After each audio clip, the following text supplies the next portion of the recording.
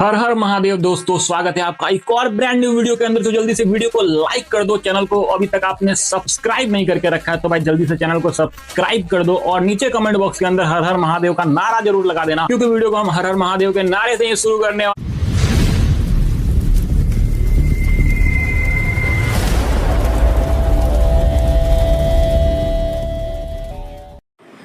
నమస్కారం ప్రేక్షకులు, నాను హిందూ శివసేన యూట్యూబ్ ఛానల్కు స్వాగతం. నేను మీ వెంకట్. ప్రేక్షకులు, మన దేశానికి స్వాతంత్రం తెచ్చింది గాంధీ, టక్లా, పూల్వాల్ నెహ్రూ కాదు. మన దేశానికి స్వాతంత్రం రావడానికి కారణం మన టైగర్ అయినటువంటి సుభాష్ చంద్రబోస్ ఆజాదీ హింద్ ఫౌజ్ మిలిటరీ వ్యవస్థని తయారు చేశాడు. కాబట్టి బ్రిటిష్ వాళ్ళ విరుద్ధంగా వాళ్ళని భయపడి చూసి ఉచ్చపోసుకొని పారిపోయినారు బ్రిటిష్ వాళ్ళు. ఈ గాంధీ, టక్లా, పూల్వాల్ నెహ్రూ వీళ్ళంతా కాంగ్రెస్ పార్టీ, ఈ బ్రిటిష్ వన్ పార్టీది. వీళ్ళంతా కాంగ్రెస్ ఏజెంట్లు. ఈ కాంగ్రెస్ ఏజెంట్లు బ్రిటిష్ వాళ్ళ ఏజెంట్లు అనమాట. గాంధీ, టక్లా, పూల్వాల్ నెహ్రూ వీళ్ళంతా బ్రిటిష్ వాళ్ళు చెప్పినట్లు వినినందుకు బ్రిటిష్ వాళ్ళు నిర్మించిన కాంగ్రెస్ పార్టీని వదిలిపోతే ఆ పార్టీని వీళ్ళు కంటిన్యూ చేసుకుంటూ వచ్చారు. వీళ్ళు బ్రిటిష్ ఏజెంట్లే తప్ప మన దేశానికి స్వాతంత్రం తేలేదు. మళ్ళీ ఈ గాంధీ, టక్లా, పూల్వాల్ నెహ్రూ ముస్లిమ్స్కి దేశాన్ని ఇచ్చి 50 కోట్లు డబ్బులు ఇప్పించి మళ్ళీ వాళ్ళని ఇక్కడ ఉంచుకున్న పెద్ద దేశద్రోహులు ఈ గాంధీ, టక్లా, పూల్వాల్ నెహ్రూ గారు. అర్థమైంది కదా ప్రేక్షకులు? సో దీని గురించి మన దేశానికి స్వాతంత్రం వచ్చింది ఎలా ఏంటి అనేది ప్రతి ఒక్క విషయాన్ని కూలంకుషంగా మన అక్క మొగదా న్యూస్ లక్ష్మి అక్క చెప్తున్నారు. వివరంగా విని మీ ప్రతి ఒక్కరికి షేర్ చేసి ప్రతి ఒక్క హిందూ మేల్కొనాలి. మళ్ళీ మీ పిల్లలకి ప్రతి ఒక్క ఇతిహాసం గురించి తెలపండి. లేదంటే ముందు ఒక రోజు మళ్ళొక్క మనము గులాంగిరి కావటం ఖాయము. అర్థమైంది కదా ప్రేక్షకులు? సో ఈ వీడియో అందరికీ షేర్ చేయండి, సరేనా? చూద్దామా మన అక్క ఏం చెప్తుందో. Very good morning, welcome to ఎర్ర జర్నలిజం పార్ట్ 29. నేను ఎస్ఎస్ లక్ష్మి. ఈ దేశానికి కాంగ్రెస్ పార్టీ లేకపోతే స్వాతంత్రమే వచ్చేది కాదు. కాంగ్రెస్ పార్టీయే స్వాతంత్ర ఊపిరులు ఊదింది. ఆర్ఎస్ఎస్ అనే పార్టీ ఈ స్వాతంత్ర సంగ్రామంలో లేనే లేదు అని మాట్లాడే వాళ్ళకి అసలు కాంగ్రెస్ పార్టీ గురించి తెలియాలి. 1857 సిపాయిల తిరుగుబాటు, గాంధీ కూడా పుట్టని సమయం తరువాత కాంగ్రెస్ పార్టీ ఎందుకు పుట్టింది? ఏవో హ్యూమ్ అనే బ్రిటిష్ వాడు ఎందుకు కాంగ్రెస్ పార్టీని మొదలు పెట్టాడు, ఎందుకు పుట్టించాడు? ఇదొక రహస్యం. ఆ తర్వాత నెహ్రూ గారి తండ్రి మోతీలాల్ నెహ్రూ ఈ కాంగ్రెస్ పార్టీకి ఏఐసిసి చైర్మన్ గా ఎలా మారాడు? ఇదొక రహస్యం. ఆ తర్వాత గాంధీ, నెహ్రూలు ఇద్దరు కూడా కాంగ్రెస్ పార్టీని తమ భుజాల మీద ఎందుకు వేసుకుని మోసారు? ఇదొక రహస్యం. ఈ కాంగ్రెస్ పార్టీ ద్వారా దేశానికి స్వాతంత్రం రావడం ఆలస్యమైందా లేదంటే త్వరగానే వచ్చిందా? ఇదొక భయంకరమైన రహస్యం. సో మొత్తంగా కాంగ్రెస్ పార్టీ పుట్టుకే అతి పెద్ద రహస్యం. గాంధీ భారతదేశంలోకి అడుగు పెట్టే లోపుగానే కాంగ్రెస్ పార్టీ జెండాలతో స్వాగతం పలికిన ఇది అంతా కూడా అతి పెద్ద రహస్యం. ఈ రహస్యాలన్నీ సరిగ్గా గాంధీ జయంతి రోజు నేను పర్టికులర్ గా గాంధీ గురించే ఒక ఎపిసోడ్ చేస్తాను. అందులో అన్ని విషయాలు మాట్లాడుకుందాం. ఇక అసలు విషయానికి వద్దాం. గాంధీ, నెహ్రూలే దేశానికి స్వాతంత్రం తెచ్చారా? అది పచ్చి అబద్ధం. అసలు గాంధీ, నెహ్రూల వల్ల దేశానికి స్వాతంత్రం రాలేదు. ఈ విషయం చెప్పేది మగధా న్యూస్ కాదు. ఏకంగా బ్రిటన్ ప్రధాని క్లెమెంట్ అట్లీ చెప్పిన పచ్చి నిజాలే నేను ఇప్పుడు చెప్పబోతున్నా. 1956లో ఆయన భారతదేశ పర్యటనకు వచ్చారు. అట్లీ కలకత్తా నగరానికి వచ్చారు. అంటే దేశానికి స్వాతంత్రం వచ్చిన 9 ఏళ్ల తర్వాత ఆయన కలకత్తాకు వచ్చారు. అక్కడ పిబి చక్రవర్తి గారు కలకత్తా చీఫ్ జస్టిస్ గా ఉన్నారు. అలాగే ఇన్ఛార్జ్ గవర్నర్ గా ఉన్నారు. ప్రోటోకాల్లో భాగంగా ఆయనే అట్లీని రిసీవ్ చేసుకున్నారు. రాజ్భవన్ లో విందు ఏర్పాటు చేశారు. ఇద్దరు చాలాసేపు మాట్లాడుకున్నారు. అందులో పిబి చక్రవర్తి అడిగారు, మీరు భారతదేశానికి స్వాతంత్రం ఇచ్చేటప్పుడు బ్రిటన్ కి ప్రధానిగా ఉన్నారు కదా, ఎందుకు ఇచ్చారు భారతదేశానికి అన్నారు. మీరు ఎందుకు ఇచ్చామనుకుంటున్నారు అని మళ్ళీ అట్లీ పిబి చక్రవర్తి గారిని అడిగారు. దానికి పిబి చక్రవర్తి ఏమన్నారంటే, క్విట్ ఇండియా, సహాయ నిరాకరణ ఉద్యమాలు, గాంధీ, నెహ్రూలు మిమ్మల్ని బ్రిటిష్ వాళ్ళని ఊపిరాడకుండా చేయడం ద్వారా ఇచ్చుంటారు అని అనుకుంటున్నాను అన్నారు. దానికి అట్లీ ఒక నవ్వు నవ్వారు. ఎందుకు ఇవ్వాల్సి వచ్చిందో చెబుతాను అని ఒక 3 పచ్చి నిజాలు చెప్పారు. ఇందులో నెంబర్ 1, గాంధీ, నెహ్రూ కాంగ్రెస్ పార్టీ వీళ్ళని అసలు బ్రిటన్ గవర్నమెంట్ కన్సిడరేషన్ లోకే తీసుకోలేదు. గాంధీ, నెహ్రూ ఉద్యమాలను కానీ అదే విధంగా కాంగ్రెస్ ఎజెండాని కానీ అసలు మేము పట్టించుకోలేదు అని చెప్పారు స్వయంగా బ్రిటన్ ప్రధాని అట్లీ. అందులో భాగంగా ఆయన కొన్ని విషయాలు చెప్పారు. రెండో ప్రపంచ యుద్ధం తర్వాత, బ్రిటన్ మీద జరిగిన రెండో ప్రపంచ యుద్ధం తర్వాత, అంటే జర్మనీ, హిట్లర్, నాజీ సైన్యం చేసిన దాడితో ఒక రకంగా బ్రిటన్, లండన్ కూడా అతలాకుతలం అయిపోయాయి. ఆర్థికంగా, సైనిక పరంగా, ఇన్ఫ్రాస్ట్రక్చర్ పరంగా, ఆయుధాల పరంగా అన్ని రకాలుగా కూడా అక్కడ కొలాప్స్ అవడం జరిగింది. ఆఖరికి పౌండ్ స్టెర్లింగ్ ఏదైతే ఉంటుందో బ్రిటన్ కరెన్సీ, అది కూడా దాని విలువ పడిపోయింది, దాని వాల్యూ పడిపోయింది. అంటే రవి అస్తమించిన బ్రిటిష్ సామ్రాజ్యం అప్పుల పాలైపోయింది. ఈ అప్పులతో దేశాన్ని నడపడమే కష్టం, ఇంకా కాలనీలను మనం మెయింటైన్ చేయలేమని ఒక కంక్లూజన్కి రావడం జరిగింది. కాలనీలు అంటే భారతదేశాన్ని ఆక్యుపై చేశారు కాబట్టి భారతదేశం ఒక కాలనీ, సౌత్ ఇండియాను ఆక్యుపై చేస్తే అదొక కాలనీ, వాళ్ళు కాలనీలు అని పిలుచుకునేవాళ్ళు. ఇక భారతదేశాన్ని మెయింటైన్ చేయలేము అని ఒక కంక్లూజన్కి రావడం జరిగింది అనేది అట్లీ చెప్పారు. ఇక నెంబర్ 2, సుభాష్ చంద్రబోస్. ఆ సమయంలో స్వాతంత్రోద్యమం భారతదేశంలో స్లోగా కాంగ్రెస్ చేతుల్లో నుంచి బయటకు వస్తోంది. ప్రజలు ఒక రకంగా కాంగ్రెస్ మీద విరక్తిగా ఉన్నారు. ఈ విధంగా గాంధీ నెహ్రూలు దీన్ని తీసుకువెళితే ఇంకా 100 ఏళ్లైనా సరే బ్రిటిష్ వాళ్ళని పంపలేమేమో అని ఒక నిర్లిప్తలో ఉన్నారు ప్రజలంతా. ఈ సమయంలో నత్తనడకన వెళుతున్న గాంధీ నెహ్రూల తీరు అసలు బ్రిటిష్ వాళ్ళకి అనుకూలంగా చేస్తున్నట్టే కనిపించింది. ఆ సమయంలో పుట్టుకొచ్చాడు సుభాష్ చంద్రబోస్. ఇదే బ్రిటిష్ ఆర్మీలో పనిచేసి వచ్చి తాను భారతదేశానికి ఆర్మీని తయారు చేశారు, ఇండియన్ నేషనల్ ఆర్మీని తయారు చేశారు. ఆజాద్ హిందూ ఫౌజ్ ని స్థాపించి 60,000 మంది ఆర్మీ సైనికులని భారతదేశం కోసమే తయారు చేసి పెట్టారు. అప్పటి వరకు సైలెంట్ గా స్లోగా నత్తనడకన వెళుతున్న ఉద్యమం కాస్త ఊపందుకుంది. అంటే భారతీయులు వీళ్ళు ఆర్మీని తయారు చేసుకోలేరు అని ఏదైతే బ్రిటిష్ వాడు భావించాడో దానికి చేసుకోగలం అని చూపించారు సుభాష్ చంద్రబోస్. ఇక చూపించడం మాత్రమే కాదు, ఏకంగా జర్మనీలో ఉన్న హిట్లర్ తో ముసోలినీతో కాంటాక్ట్ లోకి వెళ్లారు, వాళ్ళతో జట్టు కట్టారు.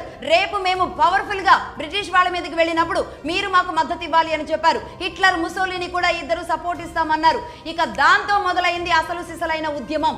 60,000 మంది సైనికులను తయారు చేశారు. ఎలాంటి ట్రైనింగ్ ఇచ్చారు అంటే అన్ని రకాల ఆయుధాలు ఆపరేట్ చేసేలాగా సైన్యానికి ఆ విధంగా ట్రైనింగ్ ఇచ్చారు. ఆయన ఒక సాయుధ పోరాట యోధులను ఆర్మీని తయారు చేసి పెట్టారు సుభాష్ చంద్రబోస్. అక్కడితో ఆగలేదు, కొన్ని ప్రాంతాలను ఆక్యుపై చేసుకోవడానికి భారతీయ ఆర్మీని సంసిద్ధం చేశారు. అందులో భాగంగా ఆయన ఏ ప్రాంతాల మీదకి వెళ్లారు అంటే బర్మా, నాగాలాండ్, కోహిమా, ఇంపాల్, బంగ్లాదేశ్, చిట్టగాంగ్ ఈ ప్రాంతాలన్నీ ఆక్యుపై చేసుకుంటూ బ్రిటిష్ ఆర్మీని అక్కడ ఉన్న వాళ్ళందరినీ కూడా పరుగులు ఉరుకులు పెట్టించి యుద్ధం చేయడం మొదలు పెట్టారు మన భారతీయ ఆర్మీ. ఇక దీంతో వెన్నులో వణుకు పుట్టడం మొదలైంది బ్రిటిష్ వాళ్ళకి. అసలు భారతీయులు ఆర్మీయే తయారు చేసుకోలేరు అనుకున్న దగ్గర నుంచి ఏకంగా ఆర్మీని తయారు చేయడం, వాళ్ళు యుద్ధం చేయడం, బ్రిటిష్ సైనికుల మరణాల సంఖ్య కూడా పెరుగుతూ ఉండడం, ఏకంగా హిట్లర్ ముసోలినితో కూడా ఇతడు జట్టు కట్టి బలంగా వస్తున్నాడు అనుకున్నప్పుడు సుభాష్ చంద్రబోస్ను చూసి వాళ్ళకి వెన్నులో వణుకు పుట్టింది, భయం మొదలైంది. చావు భయం అంటే ఏ విధంగా ఉంటుందో వాళ్ళకి అప్పుడు అర్థమైంది. ఇక నెంబర్ 3, 1945 ఫిబ్రవరి 18 ఈ రోజు ఏం జరిగింది? HMIS తల్వార్ అనే ఒక భారతీయ షిప్ ఉంటుంది. ఆ షిప్ లో సుభాష్ చంద్రబోస్ తయారు చేసిన ఆజాద్ హిందూ ఫౌజ్ మన భారతీయ ఆర్మీ ఉన్నారు కదా, ఆ ఆర్మీని 200 మందిని బంధించి బ్రిటిష్ ఆర్మీ ఆ షిప్ లో తీసుకొస్తూ ఉంటారు. ఈ బంధించి తీసుకొస్తూ ఉన్న క్రమంలో ఈ షిప్ లో మన భారతీయ నేవీ అధికారులు కూడా ఉంటారు. వాళ్ళు కూడా చూస్తూనే ఉంటారు. ఈ బంధించిన వాళ్ళని హింసిస్తూ ఉంటారు. తీసుకొచ్చే క్రమంలో బ్రిటిష్ ఆర్మీ బంధించడమే కాకుండా మన వాళ్ళని ఇంత దారుణంగా కొడుతున్నారు అని అందులో ఉన్న అధికారులు బాధపడుతూ ఉంటారు. ఈ బాధపడే క్రమంలోనే అందులో ఉన్న ఒక బ్రిటిష్ వాడు ఏమంటాడు అంటే మన వాళ్ళని యూ ఇండియన్ బాస్టర్స్ అని తిడతాడు. దాంతో ఇక నేవీ అధికారికి చిర్రెత్తుకొస్తుంది. ఒక్కసారి కాదు 4 సార్లు తిడతాడు. ఆ తిట్టడంతోనే ఇతడు కోపం వచ్చి వెంటనే గన్ను తీసి ఇక 4 రౌండ్లు వేసేస్తే ఒక 2-3 బ్రిటిష్ ఆర్మీ చనిపోతారు. ఇక దాంతో ఆ తర్వాత అక్కడ పెనుగులాట జరుగుతుంది. బ్రిటిష్ నేవీ అధికారులకి, భారతీయ నేవీ అధికారులకి, అందులో బ్రిటిష్ ఆర్మీకి వీళ్ళకి మధ్య ఒక పెనుగులాట జరుగుతూ ఉంటుంది. ఒకవైపు ఈ పెనుగులాట వీళ్ళిద్దరికి జరుగుతూ ఉండగానే అందులో ఉన్న 200 మంది భారతీయ ఆర్మీ అందులో నుంచి పారిపోతారు ఆ షిప్ లో నుంచి. ఇక ఆ తర్వాత వీళ్ళిద్దరి మధ్య పెనుగులాట అదే విధంగా కొనసాగుతుంది ఉంటుంది. అందులో ఉన్న ఒక భారతీయ నేవీ అధికారి, అందులో ఉన్న ఆ షిప్ కెప్టెన్ ఎవరైతే ఉన్నారో ఆయన ఒక పిలుపునిస్తారు. అదేంటి అంటే ముంబై, అహ్మదాబాద్, కరాచీ, పోర్బందర్ ఈ ప్రాంతాలలో ఉన్న మొత్తం 80 షిప్పులు ఏవైతే ఉన్నాయో ఈ 80 షిప్పులను కూడా బ్లాక్ చేసేసేయండి అని పిలుపునిస్తారు. ఇక ఆ తర్వాత మొత్తం ఎక్కడికక్కడికి భారతీయ నేవీ అధికారులందరూ కూడా బ్లాక్ చేసేస్తారు. 80 షిప్పులు కూడా ముందుకు కదలకుండా ఉంటాయి. ఇక ఆ తర్వాత బ్రిటిష్ నేవీ అధికారులకి, భారతీయ నేవీ అధికారులకి మధ్య యుద్ధం జరుగుతుంది. అందులో భారతీయ నేవీ అధికారులు 200 మంది మరణిస్తారు. ఇక్కడ ఆశ్చర్యం ఏంటో తెలుసా? At the same time British navy అధికారులు 474 మంది మరణిస్తారు మన నేవీ అధికారుల చేతుల్లో. ఇక దీంతో బ్రిటిష్ వాడికి వెన్నులో వణుకు పుడుతుంది.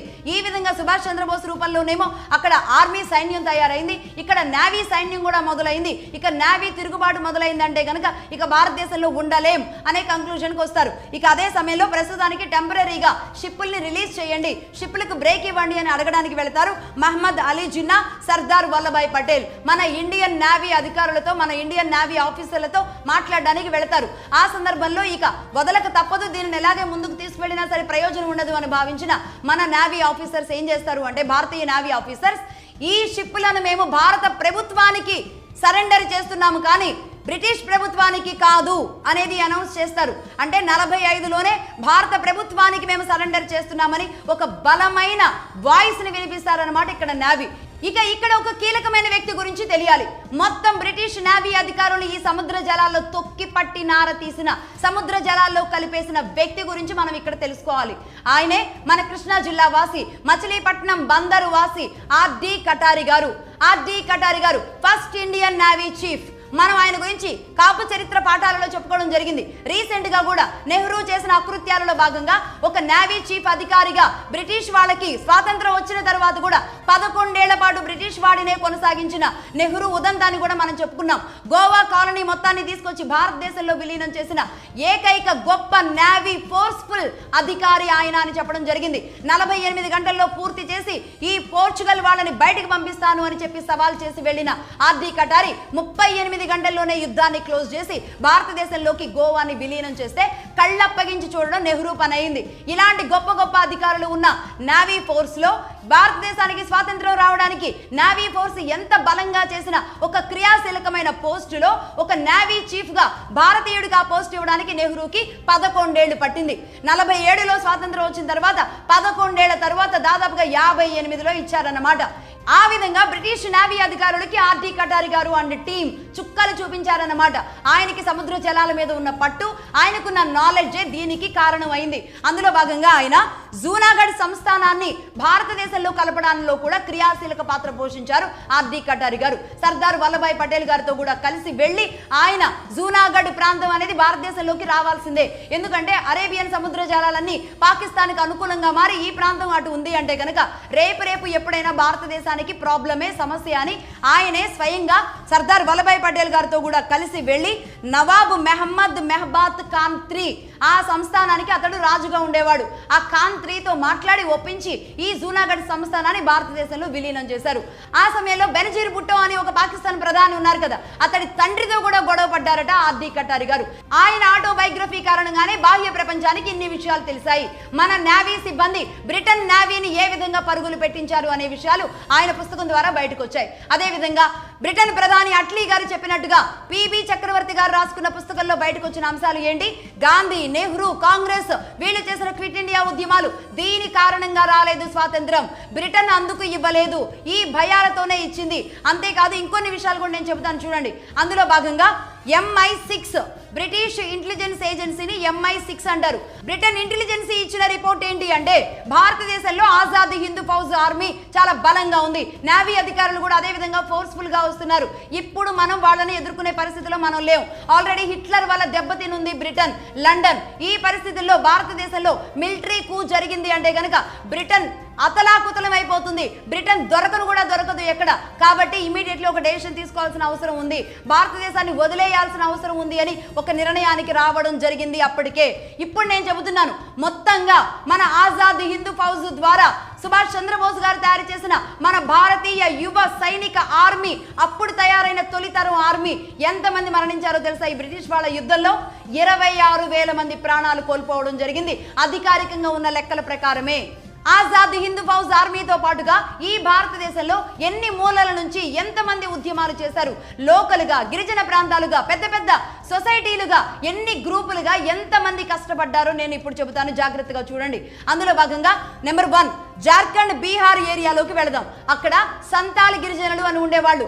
వాళ్ళు స్వతంత్ర పోరాటంలో చాలా క్రియాశీలకంగా, చాలా యాక్టివ్ గా పార్టిసిపేట్ చేశారు. అక్కడున్న గిరిజనులందరినీ కూడా ఏకతాటి మీదకి తీసుకొచ్చి వాళ్ళని ఒక పవర్ఫుల్ వెపన్స్ గా తయారు చేసిన వ్యక్తే బర్సీ ముండా. ఆయన 20 ఏళ్ల వయసులోనే అక్కడున్న గిరిజనులందరినీ కూడా బ్రిటిష్ వాడికి వ్యతిరేకంగా పోరాటానికి సంసిద్ధం చేశారు. అందులో వాళ్ళు గిరిజన సాంప్రదాయ ఆయుధాలు ఏవైతే ఉన్నాయో అంటే విల్లు, బాణం ఇలాంటి ఆయుధాలతో బ్రిటిష్ వాళ్ళని తరిమి కొడుతూ ఉండేవాళ్ళు. దీనితో బ్రిటిష్ ఆర్మీకి వీళ్ళందరికీ కోపంతో ఆ గిరిజన ప్రాంతాల మీదకి వెళ్లి కాల్చి చంపేసేవాళ్ళు, పిల్లల్ని పెద్దవాళ్ళని చంపేసేవాళ్ళు, ఆడవాళ్ళ మీద అఘాయిత్యాలు జరిపేవాళ్ళు, అత్యాచారాలు జరిపేవాళ్ళు. ముఖ్యంగా రాంచీ, కుంతి ఏరియాలో వీళ్ళు అకృత్యాలు భయంకరంగా ఉంటాయన్నమాట. ఇలా సంతాల్ గిరిజన జాతి ఈ ఉద్యమాలలో భాగంగా సరిగ్గా 2-3 ఏళ్లలోనే ఎంతమంది మరణించారో తెలుసా? 20,000 మంది తమ ప్రాణాలు ఆ ప్రాంతంలో ఉన్న వాళ్లే పోగొట్టుకున్నారు. ఆ సందర్భంలో బర్సీ ముండా గురించి కూడా మనం చెప్పుకోవాలి. ఈ పవర్ఫుల్ నాయకుడిని 23 ఏళ్ల వయసులోనే మట్టు పెట్టేశారు బ్రిటిష్ వాళ్ళు. ఈ విధంగా జార్ఖండ్ ప్రాంతానికి ఆయన స్వతంత్ర సమరయోధుడుగా బర్సీ ముండా ఎయిర్పోర్ట్ అనే జార్ఖండ్ ఎయిర్పోర్ట్ కి ఆ పేరు ఉంటుందన్నమాట. ఇక నెంబర్ 2, స్వాతంత్ర సంగ్రామంలో ఆర్ఎస్ఎస్ లేనే లేదు అని మాట్లాడే కొంతమంది బడుద్దాయిలు ఉన్నారు, కొంతమంది సుంటాలు ఉన్నారు. వాళ్ళకి అర్థమయ్యేలాగా వాళ్ళ కళ్ళు తెరిపించే ప్రయత్నం చేద్దాం. అందులో ఆర్ఎస్ఎస్ ఎందుకు పుట్టాల్సి వచ్చింది? ఈ భారతదేశంలో స్వాతంత్రోద్యమం జరుగుతున్నప్పుడు భారతదేశం అంతా అనేక రకాల గ్రూపులుగా అందరి లక్ష్యం కూడా బ్రిటిష్ వాడిని బయటికి పంపించాలి అన్న లక్ష్యంతో పనిచేస్తూ ఉండేది. నేను చెప్పాను కదా సావర్కర్ గురించి, ఒక బలమైన వ్యక్తులు హిందూ భావజాలంతో అలా ఉండేవాళ్ళు. కానీ ఈ గాంధీ, నెహ్రూలు ఇద్దరు కలిసి స్వాతంత్ర పోరాటాన్ని నత్తనడకన సాగిస్తూ బ్రిటిష్ వాళ్ళతో చట్టపట్టాలు వేసుకుని తిరుక్కుంటూ ఈ రకంగా ముస్లింల ఇంట్రెస్ట్ల కోసం, ముస్లింల బాగు కోసం వాళ్ళ కంట్లో నలుసు గాని కాళ్ళలో ముళ్ళు గాని గుచ్చుకోకుండా పనిచేస్తున్న తీరుతో అప్పుడు పుట్టుకొచ్చింది ఆర్ఎస్ఎస్. అప్పటికే ముస్లిం లీగ్ ఏర్పాటు అవ్వడం, ఇక ఇప్పుడు ఖచ్చితంగా హిందువుల కోసం ఇంకొక గ్రూప్ తయారవ్వాల్సిందే, లేదంటే ఈ గాంధీ, నెహ్రూ ఇద్దరు కలిసి దేశాన్ని ఏదో చేస్తారు అని ఏదైతే భావించి ఆర్ఎస్ఎస్ అనేది పుట్టిందో, రాష్ట్రీయ స్వయం సేవక్ సంఘ్ అనేది ఉద్భవించిందో, దాన్ని వారు ఏదైతే అనుకున్నారో అదే జరిగింది. గాంధీ, నెహ్రూ ఇద్దరు కలిసి జిన్నా కోసం కేక్ కట్ చేసినట్టుగా కట్ చేసి పాకిస్తాన్ ఇచ్చేశారు. ఏకంగా 50 కోట్ల రూపాయలు భారతదేశ సొమ్ము కూడా పాకిస్తాన్కి ఇచ్చేదాకా నిద్రపోలేదు ఈ గాంధీ గారు. ఆ విధంగా ముస్లింల కోసం మాత్రమే, ముస్లింలే ప్రాణంగా, ముస్లింలను గుండెల్లో పెట్టుకుని పనిచేసిన వ్యక్తులే ఈ గాంధీ, నెహ్రూలు. కాబట్టే ఈ సనాతనాన్ని, ఈ భారతదేశ మూలాల్ని కాపాడుకోవాలి అంటే ఇక పుట్టక తప్పని పరిస్థితుల్లోనే ఆర్ఎస్ఎస్ మహారాష్ట్ర నుంచి, ఛత్రపతి శివాజీ భావజాల నుంచి, ఛత్రపతి శివాజీ ఖడ్గం నుంచి పుట్టింది అని నేను చెబుతాను. అందులో భాగంగా ఎంతమంది ఆర్ఎస్ఎస్ స్వయం సేవకులు ఏ విధంగా మరణించారో నేను ఇప్పుడు చెబుతాను చూడండి. అందులో నెంబర్ 1, మహారాష్ట్రలోని చీమూరు ప్రాంతం. అక్కడున్న ప్రజలతో కలిసి బ్రిటిష్ గవర్నమెంట్ మీద యుద్ధం మొదలు పెట్టారు దాదా నాయక్ అనే ఆర్ఎస్ఎస్ ప్రచారక్. 1936లో మీ రూల్ ని మేమెందుకు పాటించాలి అని చెప్పి అక్కడున్న ప్రజలందరినీ ఏకీకృతం చేసి గర్జించడం మొదలు పెట్టారు దాదా నాయక్. ఈ గర్జనని తట్టుకోలేని బ్రిటిష్ వాళ్ళు ఆయన్ని బతికుండగానే చిత్రహింసలు పెట్టి రోజు కొంచెం చంపుకుంటూ మొత్తానికి ఆ మనిషిని లేకుండా చేశారు బ్రిటిష్ వాళ్ళు. ఆర్ఎస్ఎస్ ప్రచారక్ దాదా నాయక్ మరణం మహారాష్ట్రలో జరిగింది ఇది. అలాగే నెంబర్ 2, పాకిస్తాన్ భారతదేశం బోర్డర్ లో ఉన్న సింధు ప్రాంతం. ఈ ప్రాంతంలో 1943 జనవరి 7వ తేదీన అక్కడ హేము కలాని అనే ఆర్ఎస్ఎస్ కార్యకర్త, 19 ఏళ్ల వయసున్న చిన్న పిల్లాడు, ఆయన బ్రిటిష్ వాళ్ళ మీద యుద్ధం చేయకపోతే ఈ దేశం బాగుపడదు అని భావించి ఏకంగా బ్రిటిష్ వాళ్ళు వెళ్లే రైలు మీద బాంబు వేయడానికి ప్రయత్నిస్తాడు. ఆ ప్రయత్నం చేశాడు అని, ఆ బాంబు వేశాడు అని చెప్పి సరిగ్గా 4 రోజుల్లోనే ఉరికంబానికి వేలాడదీస్తారు. 19 ఏళ్ల వయసున్న వ్యక్తి అని కూడా చూడకుండా ఉరికంబానికి వేలాడదీస్తారు ఆర్ఎస్ఎస్ కార్యకర్త హేము కలానీని. అదే విధంగా నెంబర్ 3, ఆర్ఎస్ఎస్ రాష్ట్రీయ స్వయం సేవక్ ఎవరు స్థాపించారు ఇప్పుడు తెలుసుకోవాలి. ఆర్ఎస్ఎస్ రాష్ట్రీయ స్వయం సేవక్ సంఘ్ మహారాష్ట్రలో ఉద్భవించింది. సంఘ్ వ్యవస్థాపకులు డాక్టర్ కేశవ్ బలీరామ్ హెగ్డేవార్. అందరూ ఆయన్ని హెగ్డేవార్ అని పిలుస్తూ ఉంటారు. అసలు స్వాతంత్ర సంగ్రామంలో హెగ్డేవార్ ఎక్కడున్నారు, అసలు ఆర్ఎస్ఎస్ ఎక్కడుంది అని మాట్లాడుతున్న వాళ్ళకి ఆయన లిస్టు నేను చెబుతున్నాను చూడండి. ఆయన హెగ్డేవార్ మెడిసిన్ చేయడానికి కలకత్తా వెళ్లారు. ఆ సమయంలో ఆయన అనుశీలన సమితిలో భాగం పంచుకున్నారు. అక్కడ ఉన్న వాళ్ళతో సత్సంబంధాలు కొనసాగించారు. అక్కడ ఏం చేస్తూ ఉంటారంటే ఆయుధాలు తయారు చేస్తూ ఉంటారు. వాళ్ళ దగ్గర చాలా ఆయుధాలు ఉంటాయి. ఇంకా ఆయన తప్పదిక ఛత్రపతి శివాజీ ఖడ్గం తీయాల్సిందే, హిందుత్వవాదులంతా కూడా ఖడ్గం జుళిపించాల్సిందే అని భావించిన తర్వాత ఆయుధాల సేకరణ మొదలు పెట్టారు. భారీగానే ఆయుధాలు తన దగ్గర పెట్టుకున్నారు. బ్రిటిష్ వాళ్ళకి వ్యతిరేకంగా పోరాటాలు మొదలు పెట్టారు. ఆయుధాలు అందరికీ ఇచ్చి నేర్పించడం మొదలు పెట్టారు. ఈ విధంగా వెళుతూ ఉన్న క్రమంలోనే ఆయన్ని 8 నెలల పాటు బ్రిటిష్ వాళ్ళు తీసుకువెళ్లి జైల్లో పడేశారు. అలాగే 1921 1991లో సహాయ నిరాకరణ ఉద్యమంలో చాలా యాక్టివ్ గా మహారాష్ట్ర నుంచే పాల్గొన్నారు. మొత్తం ప్రజలందరినీ ఏకీకృతం చేశారు.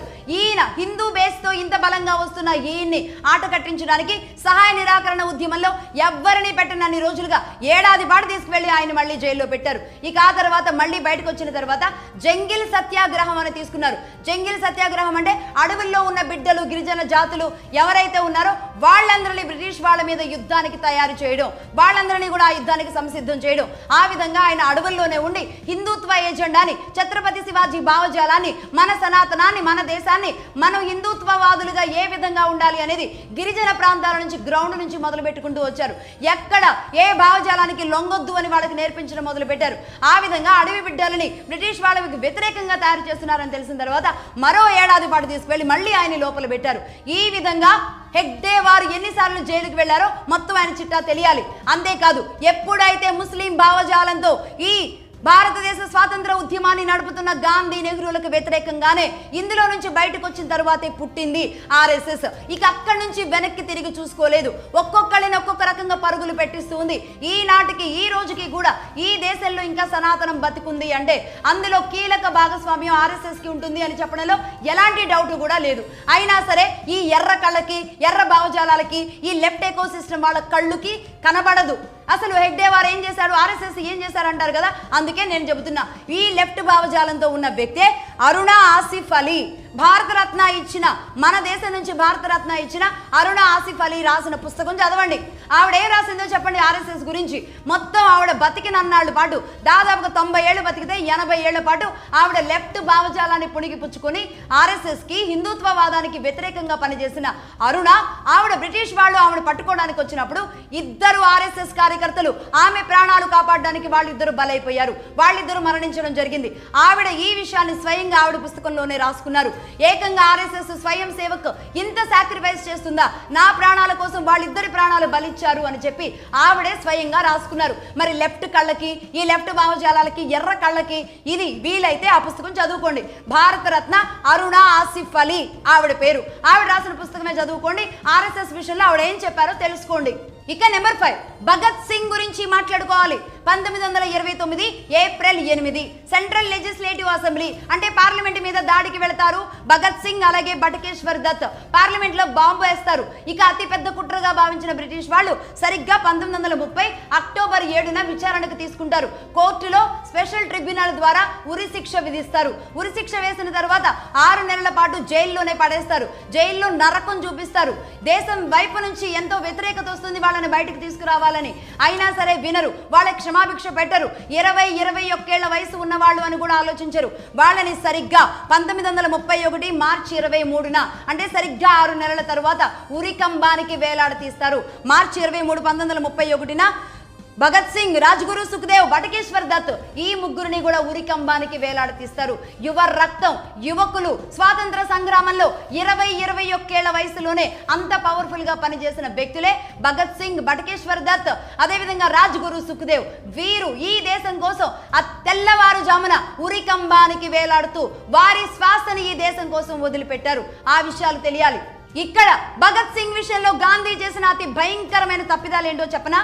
సరిగ్గా వాళ్ళకి ఉరిశిక్ష విధించిన సమయంలో దేశం మొత్తం ఏడుస్తూ ఉంటుంది. యువకులు చిన్న వయసులో దేశాన్ని రక్షించుకోవడం కోసం వాళ్ళు ఈ స్థాయిలో ఏకంగా పార్లమెంట్ మీద బాంబు వేయడానికి వెళ్లారు. కాబట్టి అలాంటి వాళ్ళని కాపాడుకోవాల్సిన అవసరం ఉందని చెప్పి ఈ భారతదేశంలో ఉన్న మహిళలు కన్నీటి పర్యంతం అవుతూ ఉంటారు. ఆ బిడ్డల్ని కాపాడుకుందామని అందరూ గాంధీకి విన్నవించుకుంటూ ఉంటారు. అదే సమయంలో సత్యాగ్రహ విరమణకి సంబంధించి ఈ విరమణ ఒప్పందంలో భాగంగా ఇక్కడ మమ్మల్ని భగత్ సింగ్ ని విడిపించండి అనే ఆప్షన్ బలంగా పెట్టండి బ్రిటిష్ వాళ్ళ ముందు అని దేశమంతా చెబుతుంది గాంధీకి. కానీ గాంధీ పట్టించుకోడు, నానుస్తూ ఉంటాడు. 6 నెలల పాటు అదే విధంగా నానుస్తూ ఉంటాడు. ఇక చివరికి తన మీద ఆ ముద్ర పడకుండా, తాను బ్రిటిష్ వాళ్ళకి చెప్పలేదు అన్న ముద్ర తన మీద లేకుండా ఆయన ఏం చేస్తాడు, వైస్రాయ్ లార్డ్ డిర్విన్కి ఒక సాధారణమైన లేఖ రాస్తాడు. అతన్ని విడిపించండి, అతన్ని బయటికి ఇవ్వండి అని సాధారణమైన లేఖ రాస్తాడు. దాన్ని బ్రిటిష్ వాళ్ళు పరిగణలోకి తీసుకోరు. సత్యాగ్రహ విరమణకి భగత్ సింగ్ బయటికి రావడానికి ఖచ్చితంగా లింక్ పెడితే గనక భగత్ సింగ్ బతికుండేవాడు. కానీ గాంధీ ఆ పని చేయలేదన్నమాట.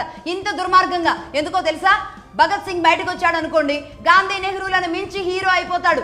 వీళ్ళకు తప్ప ఇంకెవరూ కనబడకూడదు. వీళ్ళిద్దరు గాంధీ నెహ్రూలు తప్ప ఈ స్వాతంత్ర పోరాటంలో ఇంకెవ్వరూ కనబడకూడదు. వీళ్ళ పేర్లు తప్ప ఎవరి పేర్లు వినబడకూడదు. ఎంతమంది యువకులు స్వాతంత్ర పోరాటంలో పనిచేసిన ఎంతమంది చిన్న చిన్న వయసులో వాళ్ళ ప్రాణాలు కూడా బలి తీసుకున్నాడు. వాళ్ళ ప్రాణాలన్నీ కూడా తన గొంతులో పోసుకున్నాడు గాంధీ అని చెబుతాను నేను. 20-25 వయసులో ఉన్న పిల్లలందరినీ మనం కాపాడుకోవాలి అని గాంధీ కనీసం ఏ యువకుడి పక్షాన్ని కూడా నిలబడలేదు. ఆయన సెంట్రిక్ గానే, ఆయన సెల్ఫిష్ గానే నడిపించాలనుకున్నాడు. ఈ దేశవ్యాప్తంగా ఎంత మంది ఉన్నారు? అల్లూరి సీతారామరాజు గాని, కన్నెగంటి హనుమంతు గాని, అలాగే వీరపాండ్య కడ్డబొమ్మ నాయకర్ గాని, కొమరం భీమ్ గాని, సావర్కర్ గాని, ఇలాంటి గొప్ప గొప్ప వ్యక్తులు గాంధీ కంటే ముందు, గాంధీతో పాటు, గాంధీ తర్వాత ఎంతో మంది స్వాతంత్రోద్యమంలో ఎన్నో మూలల నుంచి చిన్న చిన్న గ్రామాలలో కూడా ఒక పవర్ఫుల్ వ్యక్తులుగా ఒక టీంని, ఒక సమూహాన్ని తయారు చేసి బ్రిటిష్ వాళ్ళకి వ్యతిరేకంగా పనిచేయడం, ప్రాణాలు పోగొట్టుకోవడం ఎంతమందికి జరిగిందో తెలుసా? అయినా సరే ఈ భారతదేశంలో వీళ్ళ పేర్లు ఎక్కడా వినబడవు. అల్లూరి సీతారామరాజు అంటే కనుక ఎక్కడో ఉన్న ఒక మారుమూల మన్యం ప్రాంతానికే, సావర్కర్ అన్నా సరే మహారాష్ట్రలోని ఒక మారుమూల ప్రాంతానికే, అదే విధంగా ఈ రోజు మనం కొమరం భీమ్ అన్నా సరే ఒక మారుమూల ప్రాంతానికే. కానీ గాంధీ నెహ్రూలు మాత్రం జాతీయ నాయకులు, దేశ నాయకులు. అందుకే వీళ్ళ పేర్ల మీదే అన్నీ ఉంటాయి. రాజీవ్ గాంధీ, ఇందిరా గాంధీ, మహాత్మా గాంధీ, కస్తూరిబా గాంధీ, నెహ్రూ, వీళ్ళ పేర్లతోనే మొత్తం దేశవ్యాప్తంగా మారుమోగించేలాగా గల్లీ గల్లీకి విగ్రహాలు పెట్టించుకొని ప్రతి కన్స్ట్రక్షన్ కి కూడా వాళ్ళ పేర్లే పెట్టించుకొని గాంధీ భవన్, ఈ భవన్, ఆ భవన్ అని చెప్పి మారుమోగించారన్నమాట. ఇన్నేళ్ల పాటు ఈ గాంధీ గాంధీ గాంధీ తప్ప ఇంకొకటి వినబడనీయకుండా చేశారు. ఈ భగత్ సింగ్ లాంటి ఎంతో మంది నిజమైన అసలు సిసలైన భారతీయ వీరుల ప్రాణాలన్నీ కూడా వీళ్ళ గొంతులో పెట్టుకున్నారు. వాళ్ళందరి ప్రాణాలను కూడా వీళ్ళే మింగేశారు అంటాను నేను. ఈ విధంగా 1857 నుంచి 1947 వరకు, అంటే సిపాయిల తిరుగుబాటు దగ్గర నుంచి గాంధీ కూడా పుట్టినప్పటి నుంచి ఇన్నేళ్ల పాటు స్వాతంత్రం కోసం పనిచేసిన వాళ్ళు ఎంతమంది అసువులు వాసారో తెలుసా? ఎంతమంది ఈ దేశం కోసం ప్రాణాలు వదిలారో తెలుసా? లెక్కలో ఉన్న వాళ్ళు మాత్రమే చెబితే గనక మన దగ్గర ఉన్న మినిస్ట్రీ ఆఫ్ హోమ్ అఫేర్స్ దగ్గర ఉన్న అధికారిక లెక్కల ప్రకారమే 3,70,000 మంది ఉన్నారు. 3,70,000 మంది అధికారికంగా, అనధికారికంగా ఇంకా ఎంతమంది మరణించారో, ఎన్ని ప్రాణాలు గాలిలో కలిసిపోయాయో లెక్కే లేదు. ఏ గాంధీకైనా, ఈ గాంధీకి ఎవరికైనా రక్తం చిందించారా? నెహ్రూ ప్రాణాలు పోయాయా? వీళ్ళ ప్రాణాలు మాత్రం పోలేదు. దేశంలో ఉన్న అనేక మంది ప్రాణాలు పోయాయి. వీళ్ళే స్వాతంత్రం తెచ్చినట్టుగా, ఆగస్టు 15 వీళ్ళ పేరు మీదే జరగాలన్నట్టుగా, గల్లీ గల్లీకి గాంధీ నినాదం వినిపించేటట్టుగా ఇన్నాళ్ల పాటు ఈ దేశం మీద ఒక అకృత్యపు ఆట ఆడారు. చరిత్రని వక్రీకరించి చరిత్రలో వాళ్ళ పాఠాలు మాత్రమే చెప్పుకుంటూ జనరేషన్లకి కూడా గాంధీ ముద్రలే వేసుకుంటూ వచ్చారు. ఇప్పుడు నిజాలు చీల్చుకుంటూ బయటకు వస్తున్నాయని నేను అంటాను. ఇప్పుడు చెప్పండి, ఆగస్టు 15 2026 80 ఏళ్ల భారత స్వాతంత్రానికి వచ్చిన ఈ సందర్భంగా ఎవరిని గుర్తుంచుకోవాలి? మనం ఎవరిని ఈ రోజు ఊహించుకోవాలి? ఎవరికి ఈ రోజు మనం శ్రద్ధాంజలి ఘటించాలి? మనస్ఫూర్తిగా దేశం కోసం, మన కోసం, మన భవిష్యత్ తరాల కోసం మరణించిన వాళ్ళని ఎవరిని మనం స్పృశించుకోవాలి? ఎవరికి ఆత్మశాంతి కలిగేలాగా మనం ఎవరిని తలుచుకోవాలో మీరే ఆలోచించుకోండి. That's all for now. చూస్తూనే ఉండండి మగధా న్యూస్.